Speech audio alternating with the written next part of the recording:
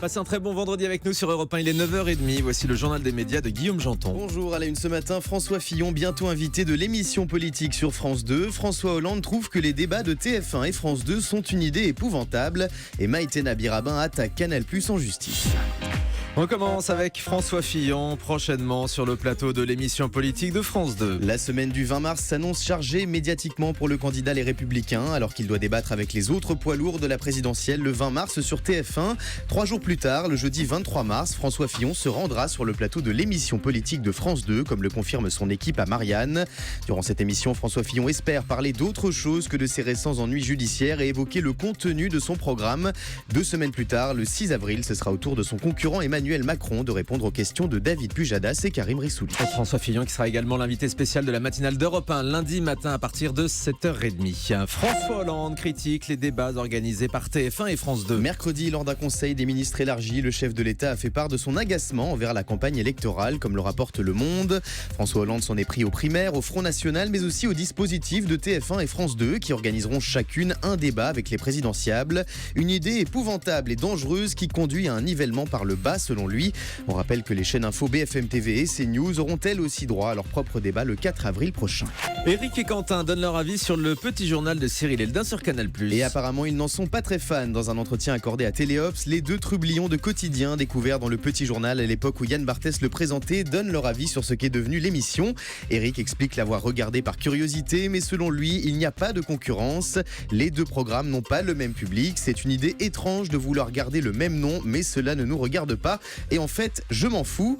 Son acolyte Quentin en remet une couche en faisant référence aux faibles audiences du petit journal version Cyril Eldin. Ce qui est intéressant, c'est que les téléspectateurs ne se sont pas trompés, dit-il. Je peux déjà vous annoncer qu'Éric et Quentin seront nos invités la semaine prochaine. Ils seront en prime sur TMC. Ils viendront nous rendre une petite visite. Ça s'annonce assez savoureux la semaine prochaine dans le Grand Direct des médias.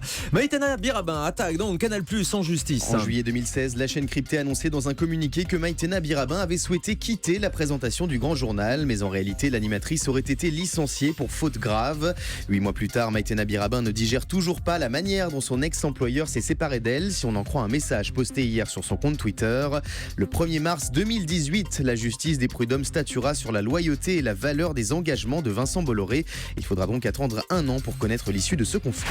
France 2 dévoile le nom de sa nouvelle matinale qui sera diffusée juste avant Télé Matin. À partir du lundi 20 mars prochain, la chaîne du service public partagera son antenne avec celle de France Info chaque jour entre 6h et 6h30 pour diffuser le 6h Info, un nouveau rendez-vous d'information présenté en direct par Laurent Bignolas. L'objectif pour France 2, booster les audiences de Télématin qui souffrent actuellement des petits scores de la rediffusion des Amours. Ce n'est pas la première collaboration entre les 2 chaînes du groupe France Télé, puisque France Info fabrique déjà tous les sujets diffusés dans les journaux de Télématin. Capucine Anav, chroniqueuse de Touche pas à mon poste, anime ce soir son premier prime time sur C8. La rassera monte pour Capucine Anav. Dans quelques heures, l'ex-candidate de Secret Story est devenue chroniqueuse dans l'émission à succès de Cyril Hanouna, fera ses premiers pas en tant qu'animatrice avec le Prime à Capu, un divertissement en prime time et en direct avec autour de la table plusieurs membres de la bande de TPMP dont Cyril Hanouna. Capucine Anav nous dévoile en avant-première le programme de la soirée au micro européen de Benjamin Rabier.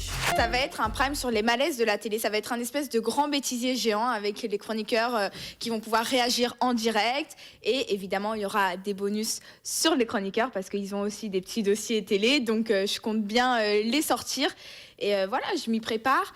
Mais je m'y prépare pas trop non plus parce que j'ai pas envie de jouer à l'animatrice en fait. Et c'est des conseils que j'ai eu de la plupart. C'est Capucine, ne joue pas à l'animatrice, sois toi-même. C'est un prime que j'ai gagné. J'ai vraiment envie de m'éclater, j'ai envie d'être moi. Et il y aura un petit peu de Capucine. Je vais faire une ouverture par exemple en danse. Enfin voilà, tout ça quoi. Voilà, rappelez-nous le titre de l'émission. Le Prime à Capu. Voilà. Ça a heurté les oreilles de Julie évidemment. Et là c'est l'émission à Thomas. Ah oui, on peut faire ça jusqu'à 10h. L'organisateur de la tournée de Jennifer confirme l'annulation de toutes ses dates suite à l'accident auquel elle a survécu. La chanteuse a annoncé hier qu'elle était dans l'incapacité de poursuivre sa tournée après l'accident meurtrier auquel elle a survécu dimanche soir, sans préciser si les dates prévues étaient annulées ou reportées. Plus tard dans la journée, l'organisateur de la tournée de Jennifer, Live Nation, a annoncé l'annulation de tous les concerts. Les billets sont remboursables dans les points de vente où ils ont été achetés. Un an de prison ferme pour un ancien danseur professionnel de Danse avec les stars. Grégory Guichard, partenaire de Valérie Bègue lors de la saison 2 de Dals, a été jugé pour des faits remontant à 2010. Le danseur professionnel a été mis en cause par 5 de ses anciennes élèves, dont une encore mineure aujourd'hui. Elle dénonce des conversations SMS inappropriées et des atteintes sexuelles graves. Alors que le procureur du tribunal de Cahors a requis 3 ans de prison avec sursis la semaine dernière, le tribunal correctionnel a rendu son jugement hier.